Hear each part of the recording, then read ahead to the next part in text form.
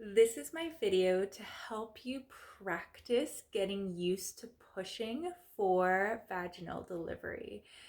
Practice makes perfect, and when you're in your birthing body, even if you have an epidural, if you practice this pushing technique and interacting with your pelvic diaphragm in this way, you're going to be more comfortable and more confident in bringing your baby earthside.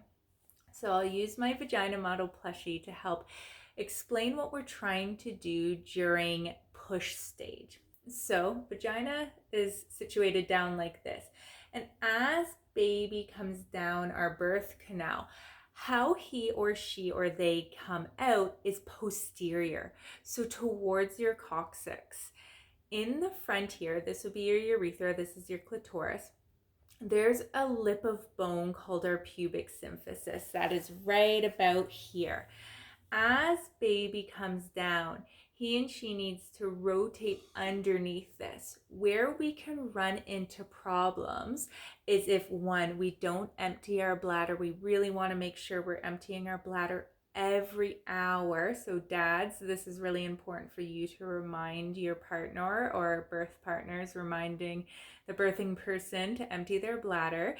And two, if we're pushing anterior, a lot of us will push too far in the front of our bodies and then baby can't go anywhere. All right. So the first thing I want you to practice with me here is a breath setup for pushing, because if we can get a nice breath setup for pushing, then we can push down. We also want to remember that there is what's called a fetal ejection reflex that will help baby move down. So you've probably been practicing this already, but I want you to put your hands on the back of your rib cage. You're going to breathe in. And then as you push, you want to bring your chin to your chest, because that's going to help the downward force. And you want to close your glottis in the back a little slightly. And some people like to actually exhale instead of close the glottis out. Okay. As you're breathing out or closing the glottis, what you want to do is have pressure go down the middle and back half of you. So you want to draw a line from your armpit, essentially, down through your body and out where your perineum is. The hypnobirthers call this a J breath. If you can visualize that J breath going down and out the perineal body and the rectum. So that's aiming right here. So what you can do is take one or two fingers, lubricant if you want, and you're just going to place those fingers right at the base of your vagina, breathing in and exhale, chin to chest, pushing down through your body and out through your perineum and your rectum. If you do this well, you will feel the muscles pushing your fingers down and out. Okay?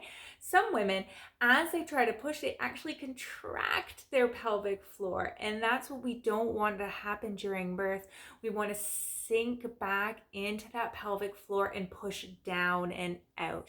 If you're contracting during birth, even if you have an epidural, you might not know this is happening. Baby's not going to go very far. Okay, so again, that breath in, chin to chest, and exhale down and out through the perineum, connecting to those muscles.